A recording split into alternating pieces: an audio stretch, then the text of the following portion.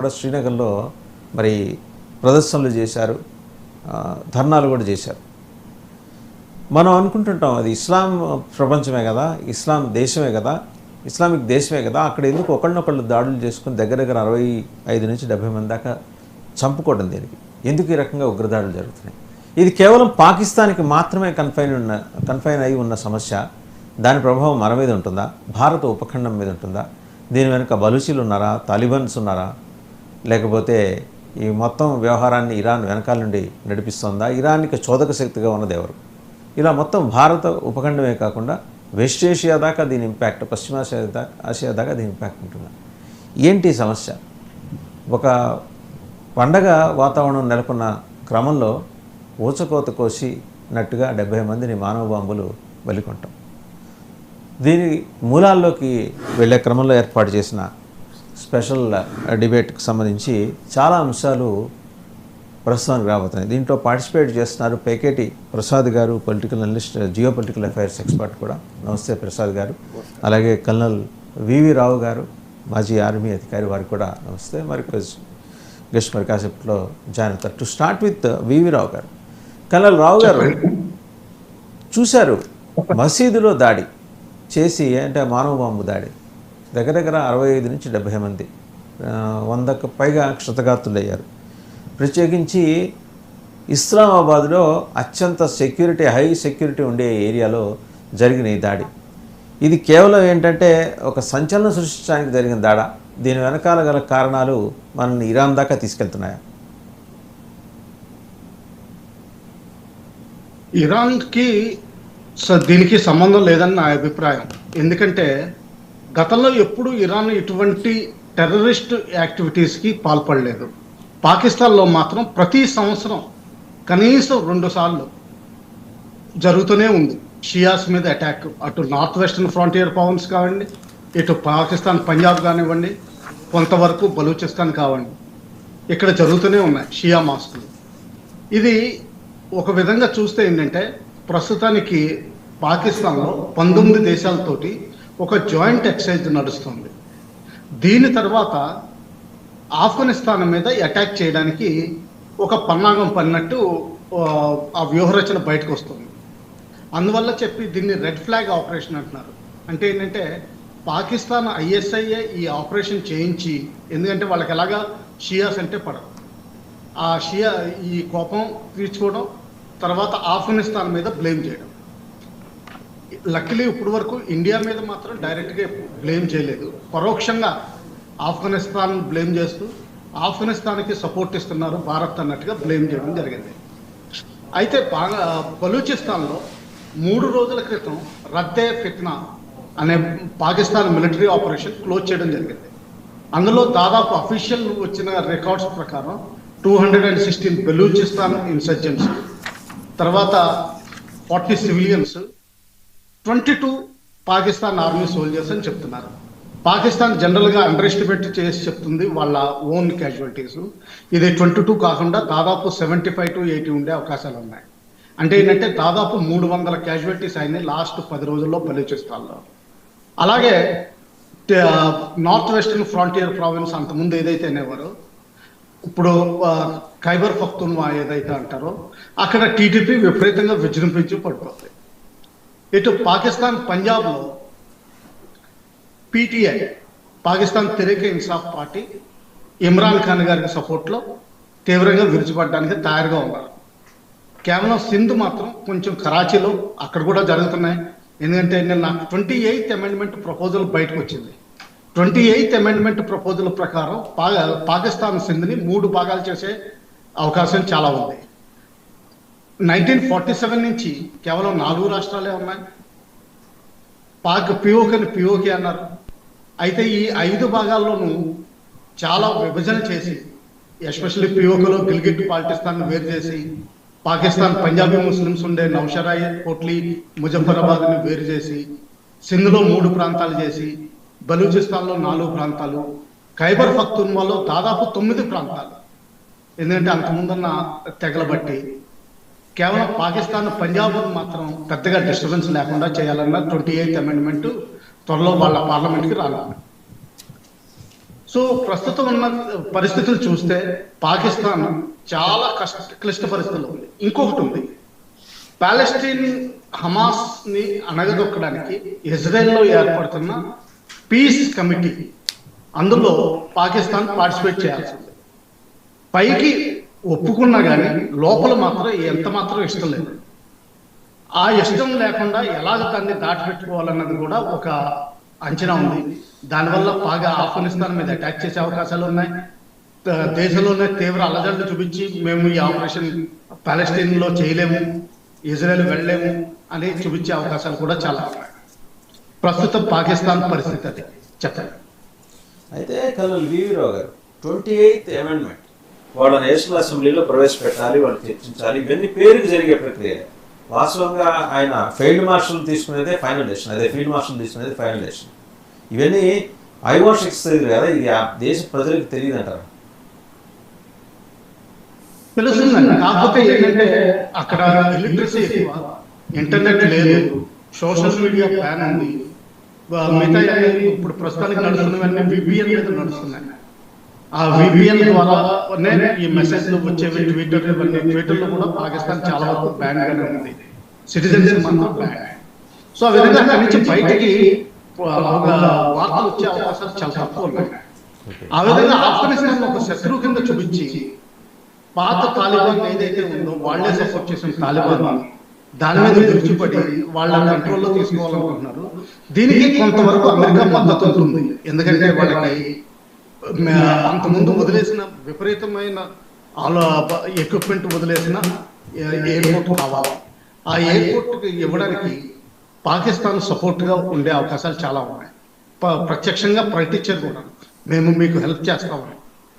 ఆ America support తోటి ఆఫ్ఘనిస్తాన్ మీద అటాక్ చేసే అవకాశాలు ఉన్నాయి. దీనికి ఏంటంటే ఈ బలూచిస్తాన్ TTPని అవకాశం కింద తీసుకోలేవు. ఎందుకంటే రెండు జెన్యూన్ ఇన్సర్జెన్సీస్. అందుకని చెప్పి షియాస్ మీద అటాక్ ఎలాగా సంవత్సరానికి 2 సార్లు జరిగేది.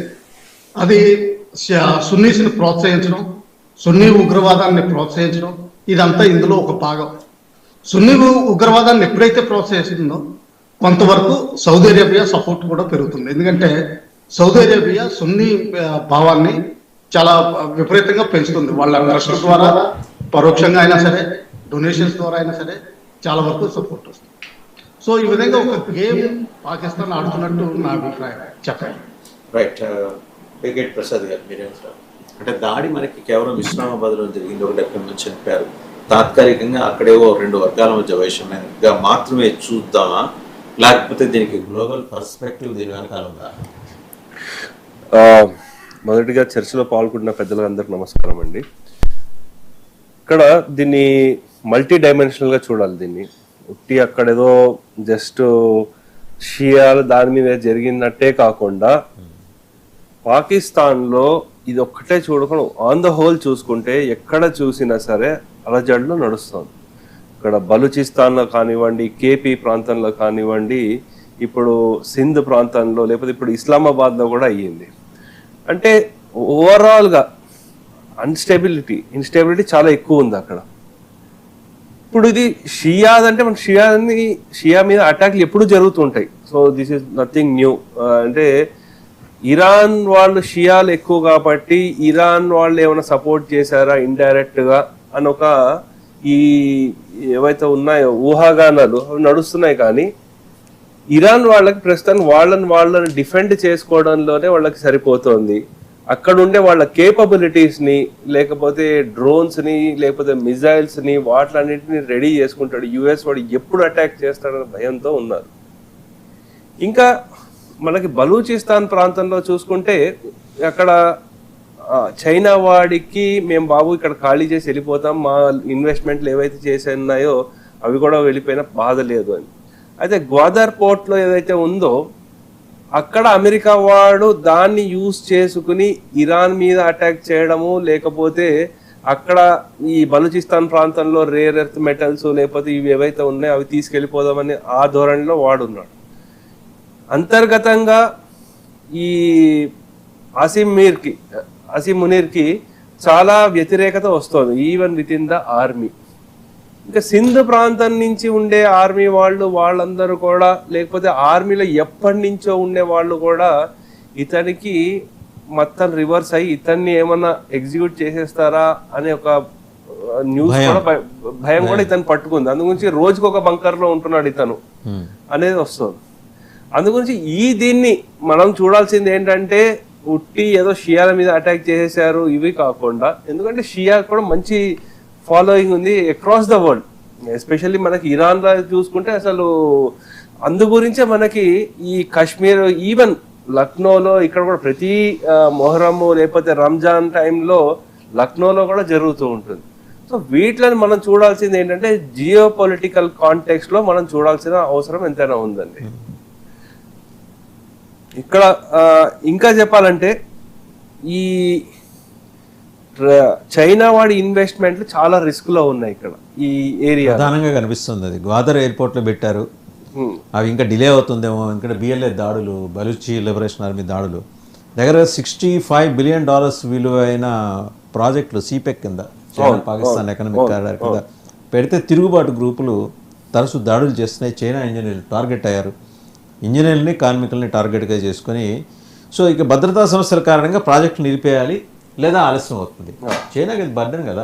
ఇప్పుడు యాక్చువల్లీ దాంట్లో ఆ ప్రాంతంలో అందరికీ ఇంట్రెస్ట్ ఉంది. యుఎస్కి ఉంది, భారతదేశానికి ఉంది, ఇరాన్కి ఉంది, బలూచిస్తాన్కి ఉంది, పాకిస్తాన్ కూడా ఉంది. అంటే ఈ పుస్తకం ఉందండి, ఈ India supply chain in a world at war అనేది ఉంది.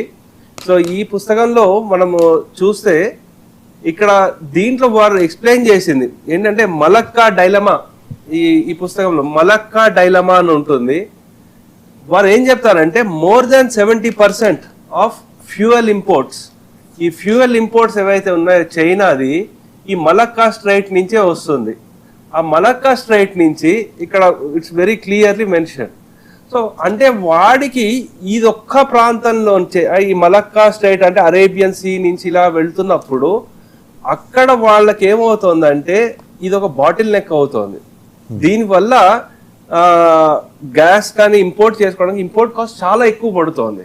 సో దాంతో పాటు ఇంకా ఇక్కడ వీడు పాకిస్తాన్ నుంచి డైరెక్ట్ వాడు షింజియాన్ ప్రాంతం ఉంది.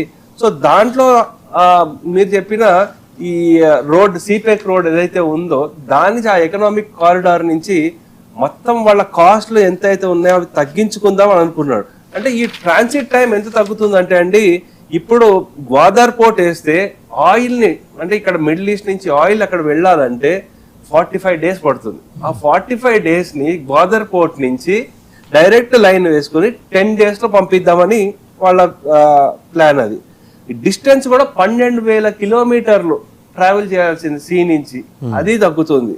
ఇది ఒకవేళ గ్వాదర్ పోర్ట్ గనక కంప్లీట్ చైనా కంట్రోల్ లో ఉంటే, ఆపరేషనల్ అయితే వాళ్ళకి ఇప్పుడు ఇలా తిరిగి ఇండియన్ ఓషన్ నుంచి ఇలా తిరిగి వెళ్తున్నారు, మలక్కా స్ట్రైట్ మీద వెళ్తున్నారు. అదే ఆల్టర్నేటివ్. ఒకవేళ మలక్కా స్ట్రైట్ కానీ బ్లాక్ అయిపోయింది ఏదైనా చేశారనుకోండి, చైనా వాడు పంపించాల్సిన ఎక్స్పోర్ట్ చేయాల్సిన 60% ఆగిపోతుంది, 70% ఫ్యూయల్ వాడికి ఆగిపోతుంది చైనా వాడికి. అందుగురించి దానికి ఆల్టర్నేటివ్ గా దీన్ని పెట్టుకున్నాడు. అది కాకుండా ఇంకేం చేశాడంటే రష్యా నుంచి డైరెక్ట్ పైప్ లైన్ వేసుకోవడం, ఈ 2 మార్గాల్ని చైనా వాళ్ళు ఎప్పటి నుంచో ఎక్స్ప్లోర్ చేస్తున్నారు. సో ఆ కారణం చేత వీళ్ళు హెవీ ఇన్వెస్ట్మెంట్లు ఇక్కడికి వచ్చాయి. సో కానీ ఇప్పుడు ప్రాబ్లం ఏమొచ్చిందంటే బలూచ్ ఆర్మీ వాళ్ళు ఎవరైతే ఉన్నారో వాళ్ళ అటాకులు అవన్నీ చేయడంతో వీళ్ళకి అర్థం కాని పరిస్థితి. దానికి తోడు యుఎస్ సిఐఏ వాళ్ళు పరోక్షంగా అక్కడుండే రిబల్స్ కానీ లేకపోతే ఈ కేపీ ప్రాంతంలో ఉండే వాళ్ళు కానివ్వండి వాళ్ళకి ఫండింగ్ చేసి ఇంకా అన్స్టెబిలిటీ చేసి ఈ ఇండస్ట్రీలు ఎవరైతే ఉన్నాయో చైనా ఇండస్ట్రీస్ ని దాన్ని పక్కకునే పనిచేస్తారు. అంటే ఇక్కడ క్వశ్చన్ అండి, ఇప్పుడు డీస్టెబిలైజ్ చేయటము లేకపోతే అన్స్టెబిలిటీ తీసుకురావటం అమెరికా చేస్తుంది. బట్ అమెరికా ఇంట్రెస్ట్లు పాకిస్తాన్లో ఉన్నాయి కదా, పాకిస్తాన్కి ఇబ్బంది కలిగే ప్రయత్నం అమెరికా ఎందుకు చేస్తుంది? అంటే పాకిస్తాన్కి ఇబ్బంది కాదు, ఫస్ట్ చైనా వాడిని అక్కడి నుంచి బయటికి పంపించేయాలి. ఇప్పుడు జరుగుతున్న గ్లోబల్ టెన్షన్ గ్వాదర్ పోర్ట్ నుంచి చైనా వెళ్ళిపోవాలి వెనక్కి, అంతే. అంటే ఫస్ట్ వాడికి ఏంటంటే అమెరికా వాడు పవర్ఫుల్ గా చేసుకుంటూ వచ్చాడు. అంటే ఎస్పెషల్లీ ఇది వరకు వాడు మిడిల్ ఈస్ట్ మీద మంచి ఆయిల్ మీద డిపెండ్ అయి ఉండేవాడు. కానీ ఇంటర్నల్లీ లేకపోతే ఈ లాటిన్ అమెరికా ఆ ప్రాంతాల్లో ఆయిల్స్ కి వాడికి రిజర్వ్స్ బాగా వచ్చేసాయి, మంచి ఎక్స్పోర్టర్ అయ్యాడు. ఇప్పుడు వెనిజులా కూడా వాళ్ళ చేతిలోకి వచ్చింది. అందు గురించి వీళ్ళు ఇప్పుడు ఏం చేస్తున్నారంటే ఈ రష్యా వాళ్ళకి ఆయిల్ ఎకానమీ రాకుండా, అలాగే సప్లైస్ చైనా కూడా వెళ్ళకుండా వాళ్ళకి ఎక్కడెక్కడ సప్లై లైన్స్ ఉన్నాయో దాన్ని బ్లాక్ చేస్తున్నారు. అయితే ఇక్కడ మనకి చూసుకోవాల్సిన ఇంపార్టెంట్ ఏంటంటే భారతదేశానికి ఏంటి ఇంట్రెస్ట్. సో భారతదేశానికి వాజ్పేయి గారి హయాంలోనే చూసుకుంటే ఆ సమయంలోనే మనకి ఒక ప్రపోజల్ ఉండేది, Iran Pakistan India pipe line అని ఒకటి అనుకున్నారు. కానీ ఈ వీళ్ళు టెర్రరిజం ని ప్రమోట్ చేయడం ఇవన్నిటి చేయడం కారణం చేత ఇవి చేయలేకపోయారు, అంటే వయబుల్ కాలేకపోయింది. అయితే డైరెక్ట్ గా మనకి చాబహార్ పోర్ట్ ఉంది, దాని నుంచి అంటే డైరెక్ట్ మనం చేసుకుని భారతదేశము ఈ ఇరాన్ చాబహార్ పోర్ట్ భారతదేశంతో మంచి సత్సంబంధాలు ఏర్పరచుకుని మనకి అక్కడి నుంచి డైరెక్ట్ ఆయిల్ తెచ్చుకునే ప్రపోజల్. అలాగే వీళ్ళు ఎప్పుడైతే ఈ ఏరియాలో వచ్చి మనకి పాకిస్తాన్ వాళ్ళు చైనా వాళ్ళు ఇంత దగ్గరకు వచ్చేస్తున్నారు, మన పోర్టు దగ్గరకు వస్తున్నారు, లేకపోతే అన్నిటి కంట్రోల్ చేయబోతున్నారని తెలిసి మన వాళ్ళు ఏం చేశారంటే చాబహార్ పోర్ట్లకు వెళ్ళారు, దాంట్లో ఇన్వెస్ట్మెంట్ చేశారు. దాంట్లో మనకి ఏంటంటే ఇండియాకి యూరోప్కి ట్రాన్సిట్ టైం 40% తగ్గుతుంది. సో దాంతో పాటు ఈ రూట్ ఇంటర్నేషనల్ కాస్ట్ కూడా 30% తగ్గుతుంది. దాంతో ఇంకా మనకి నేవీ వాళ్ళకి లేకపోతే యాన్యువల్ అక్కడ మనకి ఇంకా అక్కడ ఫ్లెక్సిబిలిటీ ఉంది. ఆల్రెడీ మనకి ఒమాన్ లో ఉన్నాము. నెక్స్ట్ ఇంకా చూసుకుంటే అండి ఈ international north south transport corridor కూడా ఒక గేట్ వే కింద అవుతుంది.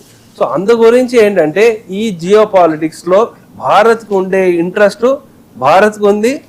అక్కడే మిగతా ఈ రష్యా వాళ్ళకి ఏంటంటే ఈ కొంచెం యాక్సెస్ లేకపోతే మళ్ళీ ఆఫ్ఘనిస్తాన్ తో మంచి రిలేషన్లు ఏర్పరచుకోవడము, లేకపోతే సెంట్రల్ ఏషియాలో వాళ్ళు పట్టు కోల్పోయారు.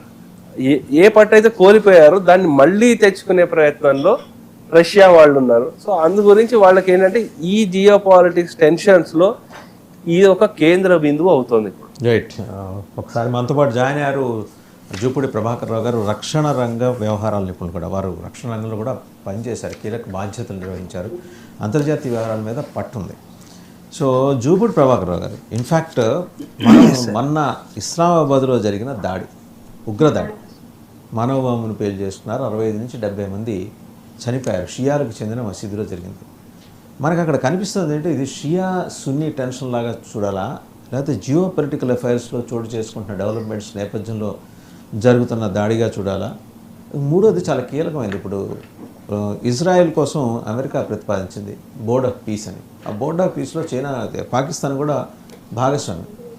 వెళ్ళి అక్కడ వాళ్ళ సోదరులైన హమాస్ ఉగ్రవాదులతో తలపట్టడం ఇష్టం లేక మాకే ఇన్ని టెన్షన్స్ ఉన్నాయి, మేము అక్కడికి రాబోము అని చెప్పడానికి చేసిన దాడిగా చూడాలి.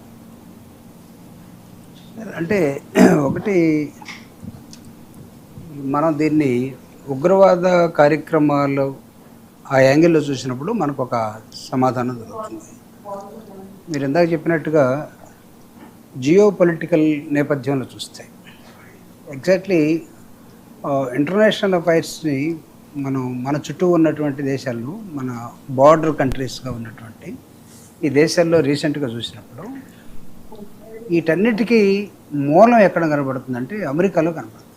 ఎస్, విల్ సీ సూసైడ్ బాంబింగు, లేకపోతే వాళ్ళు ఇంకొకటి కాల్ చేసి వెళ్ళిపోవటము, తర్వాత దొరకటము, లేకపోతే ఒక వార్ నేపథ్యాన్ని క్రియేట్ చేయటం, ఇవన్నీ మూలం నో డౌట్. ఇది ఓపెన్గానే అందరికీ తెలిసినటువంటి ఒక సత్యం. మూలం అమెరికా. వాళ్ళు ఒకదాన్ని కంట్రోల్ చేయడం కోసం ఇంకొక దాన్ని ఏర్పాటు చేస్తారు. రైట్. సో ఈ నేపథ్యంలో మనం చూసినప్పుడు ఈ జిహాద్ కానీ లేకపోతే ఇంకొక రకరకాల ఉద్యమ నేపథ్యాలతోటి నేను వాళ్ళ పేర్లన్నీ చెప్పదలుచుకోలేదు. ఎందుకంటే వాళ్ళు అనుకున్నటువంటి ఆత్మత్యాగానికి ఒక మనిషి ఎప్పుడు ప్రేరేపితులవుతాడంటే first of all he has to believe. అతను బిలీవ్ అయినప్పుడు మాత్రమే ఆ త్యాగం దాకా వెళ్తాడు. సో దాన్ని మనం జస్ట్ లైక్ దట్ వీళ్ళు ఉగ్రవాదులు లేకపోతే వీళ్ళు ఏదైనా చేసేస్తారు, ఓవర్కేం చేయరు. నేను సపోర్ట్ చేస్తున్నాను కాదు, అంటే మనం దాని వెనకాల ఉన్నటువంటి నేపథ్యాన్ని మనం ఏమాత్రం చూడకుండా మనం అనుకున్నట్టుగా దీన్ని ఎవడు ప్రేరేపిస్తూ ఉన్నాడు అనేదాన్ని కూడా మనం చర్చించుకోకుండా ఇప్పుడు అక్కడికే వస్తున్నాం, ఎవరు ప్రేరేపిస్తున్నారు అనే దగ్గర అదే చూడకుండా మనం అంటే నేనైతే కొంచెం బ్యాక్గ్రౌండ్ మీకు ఇవ్వటం కోసమే నేను చెప్తున్నాను. సో ఈ నేపథ్యంలో నేను జరిగినటువంటి ఘటనని it's not just like that.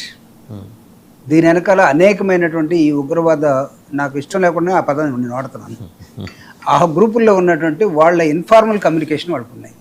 Okay, they have got their own informal communications. ఎలా ఉన్నాయి?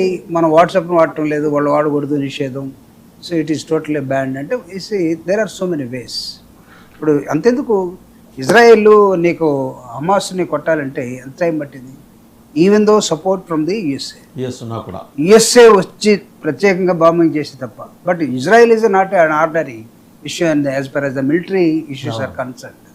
నో వాళ్ళ టెక్నాలజీ కానీ లేకపోతే వాళ్ళకు ఉన్నటువంటి తెగింపు కానీ, ఇజ్రాయెల్లో కూడా జనం ఎంతమంది, సైనికులు ఎంతమంది, ఈరోజు కూడా అంతుపట్టడం లేదు. What is their population and how they are running war years together. అది చిన్న కంట్రీ, చిన్న స్మాల్ దిస్ థింగ్ కదా. అదే లెస్ దెన్ మన ట్విన్ సిటీస్ కూడా అనుకుంటా, అంతే ఉండొచ్చు, లెస్ దెన్ దాట్. సో అంటే వాళ్ళకున్నటువంటి కమిట్మెంట్స్, వాళ్ళకున్నటువంటి వార్ఫేర్స్, వాళ్ళకున్నటువంటి టెక్నాలజీస్, వాళ్ళు వాడే సైన్స్ను వాడే విధానం, ఇవన్నీ కూడా మనం ఇటు టెర్రరిస్ట్ గ్రూపుల్లోకి మనం వచ్చినట్లయితే సో వీళ్ళకి ఇంకా ఎక్కువ కమిట్మెంట్ తోటి చేస్తున్నటువంటి అంశాలు. అయితే ఎవరి మీద మీరు ఇందాక ఉన్నారు, బట్ హమాస్ మీద పోవడానికి ఇష్టం లేక పాకిస్తాన్ ఏకైక రీజన్ అదే, వాళ్ళతో కలిసి మరి వాళ్ళు ఉద్యమాలు నిర్మిస్తున్నారు కదా భారతదేశం వ్యతిరేకంగా. యా, సో ఈ వాళ్ళలో ఉన్నటువంటి ఇంటర్నల్ అఫైర్స్ కొన్ని, వాళ్ళకు ఉన్నటువంటి అండర్స్టాండింగ్స్, ఇవన్నీ రిఫ్లెక్షన్స్ సమ్వేర్. ఈ రిఫ్లెక్షన్స్ని మనం కరెక్ట్గా మనం స్టడీ చేయగలిగితే ఎస్, ఈరోజు అవునన్నా కాదన్నా ఈరోజు కూడా ఇంటర్నల్ స్ట్రగుల్ తోటి అట్టుడిపోతున్నటువంటి దేశం ఏదైనా ఉందంటే అది పాకిస్తాన్. ఉండవట్లేదు. మన మీద వాళ్ళు యుద్ధానికి వచ్చారు, మనం యుద్ధం చేసామంటే నాకు తెలిసి ఈ రెండు కూడా పెద్ద నమ్మదగినటువంటి అంశం కాదు. ఎందుకంటే ఒక రోజులో 2 రోజుల్లో యుద్ధం ముగిస్తే ఉక్రెయిన్కి ఈరోజు రష్యాకి ఇంకా ఎందుకు జరుగుతుంది ఉద్యమం? ఆఫ్టర్ ఐ థింక్ 2.5 years అయిపోయింది, 3 years. అసలు మనం నవీన యుగంలో, మోడర్న్ నేపథ్యంలో ఇన్ని సంవత్సరాలు యుద్ధం జరుగుతుందా? మన రాతి యుగంలో లేం కదా. తెగల మధ్య యుద్ధాలు, లేకపోతే గుహల్లో నుండి యుద్ధాలు, లేకపోతే అడవుల్లో నుంచి యుద్ధాలు, ఈ కాదు కదా ఇప్పుడు. అంటే ఇప్పుడు జరుగుతున్నది ఆయుధాల యుద్ధాలు కదా, ఆర్థిక యుద్ధాలు, ఆర్థికం కోసం జరుగుతున్నటువంటి. ఏమైంది, మనం చూసినప్పుడు కొన్ని దేశ అధ్యక్షులనే లేపేసుకుని వెళ్ళిపోతున్నారు కదా. సడన్గా ఒక దేశ అధ్యక్షుడిని క్యూబా క్యూబా వాళ్ళు ఏమన్నారు, మొన్న ఒక దేశ అధ్యక్షుడిని లేపేస్తే క్యూబా అధ్యక్షుడు ఏం మాట్లాడాడు అంటే దాని ఇంపాక్ట్స్ అన్నీ కూడా కనపడుతూ ఉన్నాయి.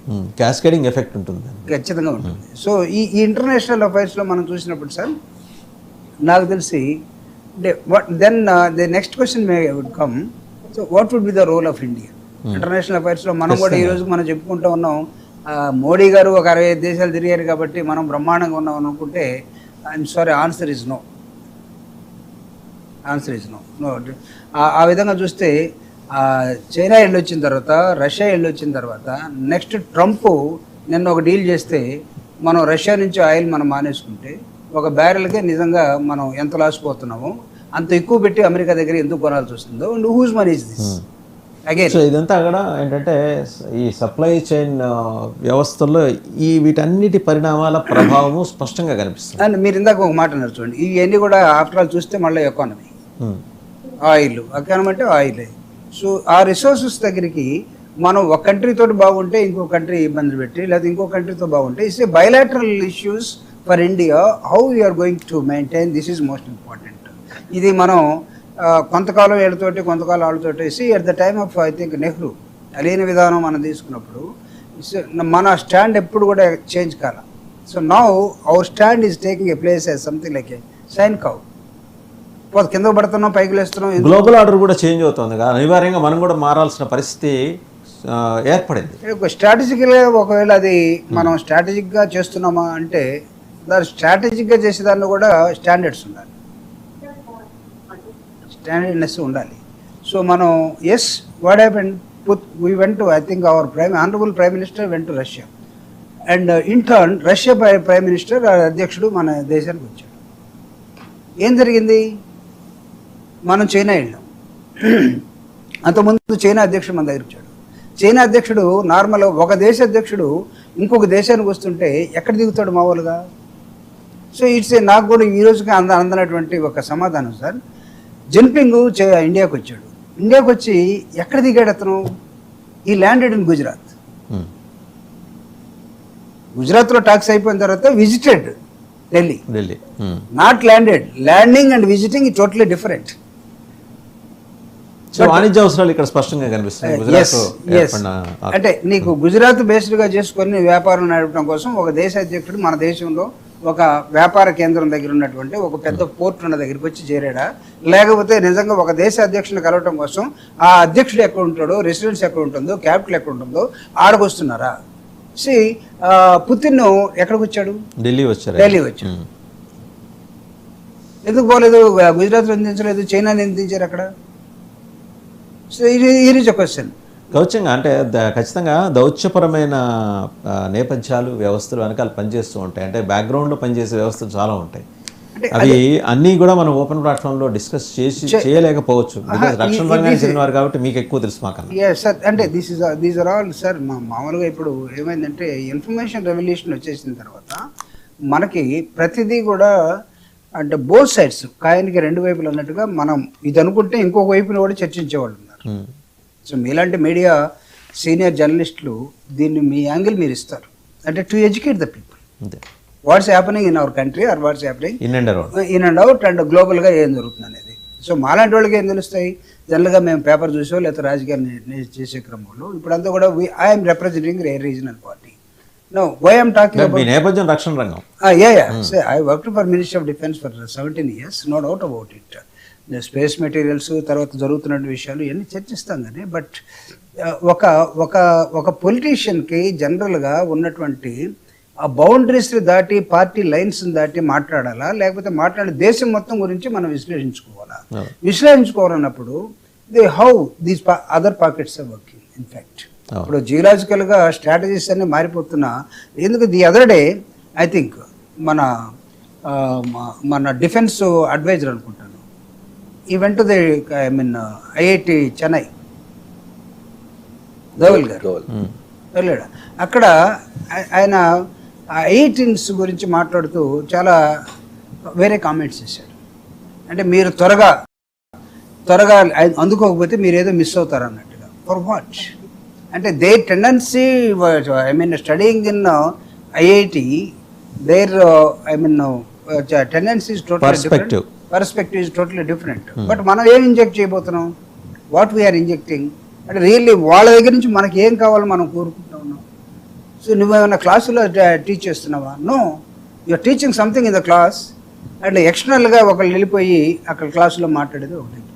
సో దీని నీకు బ్రెయిన్ స్టామింగ్లో ఏమవుతుంటుంది? సటన్లీ ఇట్ ఇస్ డిబేటబుల్ అండి. మళ్ళీ ఒకసారి మీ దగ్గరకు వస్తా. కల్నల్ వివిరావు గారు దగ్గర. వివిరావు గారు, సిపెక్ భవిష్యత్తు ఏంటి? ఎందుకంటే మనం ఉగ్రదాడుల దగ్గర మొదలెట్టాం, చుట్టుముట్టిన దేశాలన్నిటి గురించి కూడా మాట్లాడుకుంటున్నాం. చైనా ఉంది, పాకిస్తాన్ ఆనుకొని చైనా ఉంది, తర్వాత బలూచీలు ఉన్నారు, బిఎల్ఏ ఉంది, నెక్స్ట్ తలిబాన్స్ ఉన్నారు. ఇప్పుడు చైనా ఏంటి? వాళ్ళు పెట్టుబడిదారి కమ్యూనిస్టు దేశం. బహుశా ఇంత కాన్ఫ్లిక్ట్ ఆఫ్ ఇంట్రెస్ట్ ఉన్న దేశం ఇంకోటి ఉండకపోవచ్చు. జెండా కమ్యూనిస్ట్ జెండా ఎగురుతుంటుంది, సుత్తి కొడవలి కనిపిస్తుంది. లోపల ఎకానమీ గురించి వాళ్ళు మాట్లాడతారు. ఎకానమీయే వాళ్ళ ప్రధాన కేంద్రం. 2026 పరిస్థితి చూస్తే సిపెక్ ఇప్పుడు కన్సాలిడేషన్ అండ్ స్ట్రాటజిక్ మెచ్యూరిటీ దశలోకి ప్రవేశించింది. ఇప్పటిదాకా $15 బిలియన్ విలువైన ఎనర్జీ ప్రాజెక్టులు పూర్తి చేశారు. వాడు పెట్టాడు కదండి, రూపాయి పెట్టాడు, వాడి బాధ వాడికి ఉంటుంది కదా అక్కడ. ఇవి 9,504 మెగావాట్ల విద్యుత్ ఉత్పత్తి సామర్థ్యాన్ని పెంచాయి. ఇంకా $6.71 బిలియన్ విలువైన ప్రాజెక్టులు పైప్ లైన్స్లో ఉన్నాయి. ఇవి మళ్ళీ ఒక 3,500 మెగావాట్స్. ఇలాంటప్పుడు చైనా ఐరన్ క్లాడ్ ఫ్రెండ్షిప్ అని పిలుస్తూ పాకిస్తాన్తో వ్యూహాత్మక భాగస్వామ్యాన్ని బలపరుస్తోంది. ఈ దాడులు ఏమన్నా దాని మీద ప్రభావం చూపిస్తాయా? ఎందుకంటే ఇవాళ పెట్టే రూపాయి వడ్డీతో కలిపి రేపు ₹2 అవుతుంది, ఎల్లుండి ₹10 అవుతుంది. చైనా అది చూసుకుంటుంది. సరే వాడు ఇవాన్ అంటాడు, మన రూపాయి అంటాం. ఆల్రెడీ మీరు అన్నట్టుగా తప్పనిసరిగా ప్రభావం చూపిస్తుంది. ఎందుకంటే original China commitment on సిపెక్ corridor దాదాపు $216 బిలియన్.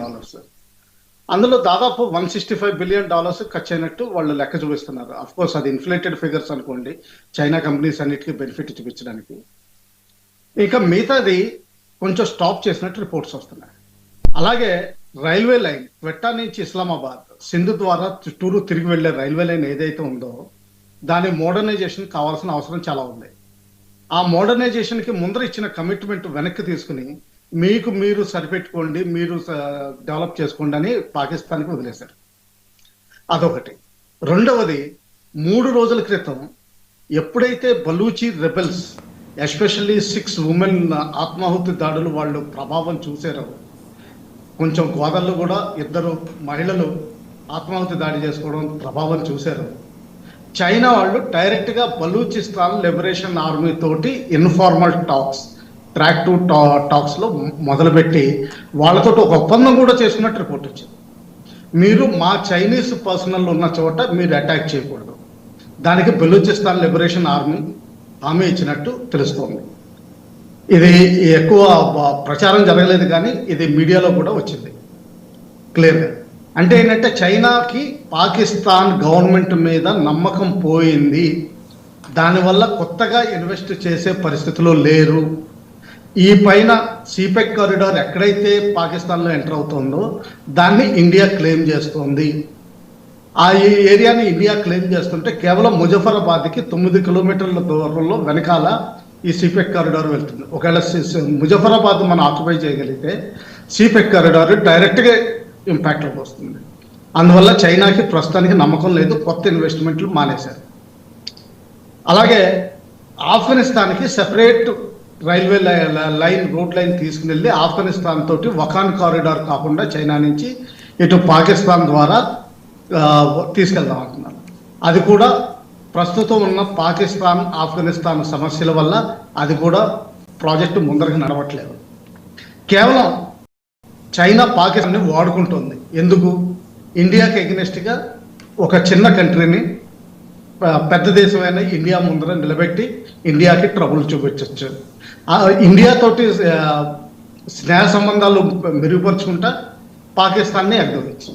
తర్వాత వాళ్ళకున్న లేటెస్ట్ విమానాలు కానీ, మిసైల్స్ కానీ, మిగతా ఎక్విప్మెంట్ కానీ టెస్ట్ చేయడానికి పాకిస్తాన్ ఆర్మీ అనువైనది. ఎందుకంటే ఇండియాతోటి నెక్స్ట్ వార్ జరగబోతుంది. అది సమయం, సందర్భం ఎప్పుడన్నది మనం చెప్పలేము కానీ 100% గ్యారంటీడ్. ఎందుకంటే ఇండస్ వాటర్ ట్రీటీ సస్పెన్షన్లో ఉన్నంత కాలం వాళ్ళు చాలా ప్రాబ్లమ్స్లోకి ఇరుక్కుంటారు. అలాగే జేఈఎం ఎల్ఈటి ఉన్నంత కాలం ఇండియాలో ఏదోటి జరుగుతుంది. అది జరిగినప్పుడు అది యుద్ధ ప్రాతిపదిక కింద ఇండియా మళ్ళా ఏదోటి చేస్తుంది.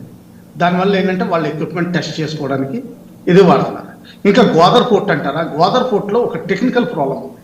అక్కడ రాక్స్ ఎక్కువ. డీప్ వాటర్ పోర్ట్ అన్నా కానీ అది షాలో వాటర్ పోర్ట్ అయిపోయింది. డ్రెడ్జింగ్ ఎక్కువ చేయాల్సి వస్తుంది. కరాచీ పోర్ట్లో ప్రాబ్లం లేదు, ఎందుకంటే ఇండస్ నది వాటర్ ఉంది కాబట్టి డ్రెడ్జింగ్ ఈజీ అయిపోతుంది. ఆ వాటర్ వల్ల ఫ్లష్ చేయడానికి వాడతాం. గ్వాదర్లో ఆ ఫెసిలిటీ లేదు. అందుకని చెప్పి వాళ్ళకి డీప్ అంటే పెద్ద షిప్స్ తీసుకురావడానికి అక్కడ ప్రాబ్లంగా ఉంది. దానికి ఏం చేయాలంటే విపరీతమైన డ్రెడ్జింగ్ చేయాలి. అంటే ఏంటంటే వాళ్ళకి టోటల్ సేఫ్ కారిడార్ కావాలి. ఆ సేఫ్ కారిడార్ పాకిస్తాన్ ఇస్తున్నామని చెప్తున్నా కానీ గ్యారంటీ ఇవ్వలేకపోతుంది. అందుకని చైనాకి మొత్తం మీద నమ్మకం పోయింది. కానీ వాళ్ళు వాడుకుంటారు. ఎందుకంటే పాకిస్తాన్ ఒక చిల్లర దేశం. ఎటువంటి ప్రయోజనాలకైనా సరే ఎవరితో అయినా సరే కుమ్ముక్కయ్యే అవకాశాలు ఉన్నాయి, డబ్బులు వచ్చేంత వరకు.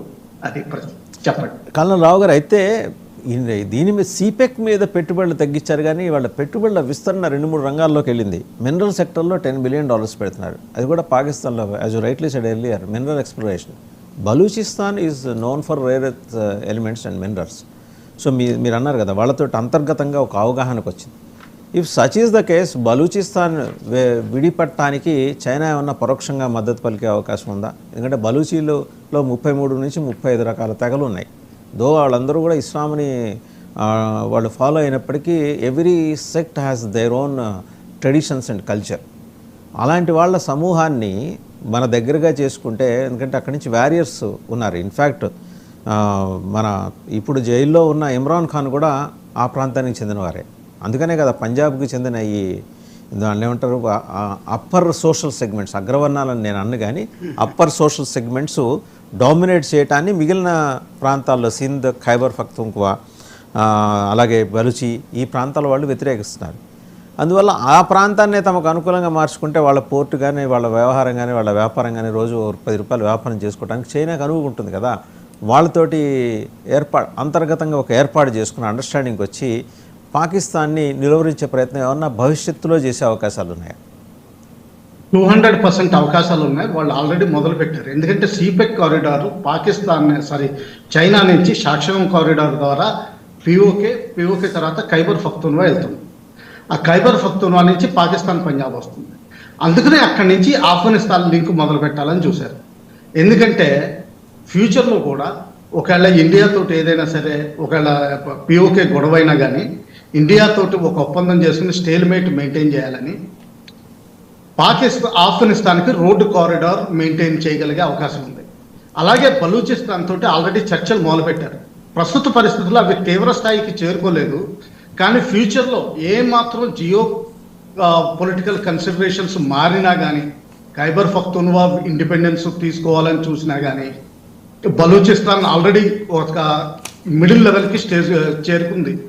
ఇటు ఇన్సర్జెన్సీ దాంట్లో 3 సంస్థలు పనిచేస్తున్నాయి. బిఎల్ఓతో పాటు ఇంకో 2 మేజర్ ఇన్సర్జెన్సీ గ్రూప్స్ ఉన్నాయి, వాళ్ళు మొదలుపెట్టారు. అలాగే పొలిటికల్గా మహారంగ బలూచ్ కింద వాళ్ళు తీవ్రమైన స్థాయిలో ఉన్నారు. సో బలూచిస్తాన్ వేరుపడే అవకాశాలు చాలా 60% కనిపిస్తున్నాయి ఈరోజు. వాళ్ళు స్పష్టంగా చేస్తున్నారు, ఎయిర్ ఫోర్స్ మిసైల్స్ కొంచెం దొరికితే చాలు, మేము వారం రోజుల లోపల మేము బలూచిస్తాన్ని ఏర్పాటు చేసుకుంటామని యునైటెడ్ నేషన్స్ని అభ్యర్థిస్తున్నారు, మాకు ఇండిపెండెన్స్ రికగ్నిషన్ చేయమని. యుఎస్ఏ కూడా అది చేసే అవకాశాలు ఉన్నాయి.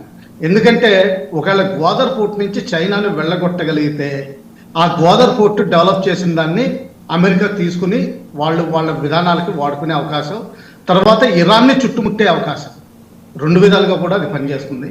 సో ఆల్రెడీ చైనా ఏంటంటే చైనీస్ ఏంటంటే పైకి మన అపోజిషన్ మాట్లాడినట్టు ప్రతిదీ పైకి తీసుకురారు. మొత్తం గవర్నమెంట్ అంతా ఒకే పందాలో మాట్లాడుతుంది. సో అందుకని లీక్ అవ్వదు. ఆ లీక్ అవ్వని ఇన్ఫర్మేషన్ కానీ ఇండికేటర్స్ ఆల్రెడీ కనిపిస్తున్నాయి. ఆఫ్ఘనిస్తాన్ తాలిబాన్ తోటి అరేంజ్మెంట్స్ చేసుకుంటున్నారు. అలాగే బలూచిస్తాన్ తోటి ఇన్ఫార్మల్ టాక్స్ మొదలుపెట్టారు. ఏమాత్రం జియోపొలిటికల్ కన్సిడరేషన్స్ కొంచెం ఉధృతమైనా కానీ వాళ్ళకి ఫేవర్లో ఈ 2 రాష్ట్రాలు వేరవడానికి వాళ్ళతోటి డైరెక్ట్గా చర్చలు జరిపి పాకిస్తాన్ని మొత్తం వదిలేసే అవకాశాలు చాలా ఉన్నాయి. చెప్పండి. పాకిస్తాన్ని ఏకాకిని చేసే కార్యక్రమం ఒకవైపు నడుస్తూ ఉంటే, మరోవైపు బలూచియలని, తాలిబన్స్ని ఎగదోయటం ద్వారా ఒక పాకిస్తాన్కి సమాంతర ప్రత్యామ్నాయాన్ని సృష్టించడం, పాకిస్తాన్ దెబ్బతీయటం, ఇదేమన్నా చైనాకి లాంగ్ రన్లో అలాంటి ఆలోచన ఏమైనా ఉందా? ఎందుకంటే వాళ్ళు ఇందాకే మనం డిస్కస్ చేసినట్టు పెట్టుబడి మనస్తత్వం ఉన్న కమ్యూనిస్ట్ దేశం అది. పెట్టుబడి కాకుండా చైనాకి ఇస్లాం అంటే చాలా కోపం. వాళ్ళు ఒక మెంటల్ డిసీజ్ అన్నట్టుగా లెక్క పెడతారు. ఇన్ఫ్యాక్ట్ చించియాంగ్ ప్రావిన్స్లో విపరీతంగా వాళ్ళని మార్చే ప్రయత్నాలు చేస్తున్నారు. మొత్తం మసీదులు కూలగొట్టడం దగ్గర నుంచి పబ్లిక్ రిక్రియేషన్ సెంటర్స్ కింద మార్చడం, లేకపోతే స్కూల్స్, హాస్పిటల్స్ కింద మార్చడం, రీలొకేట్ చేయడం, చాలా తీవ్రమైన దశలో ఉన్నారు.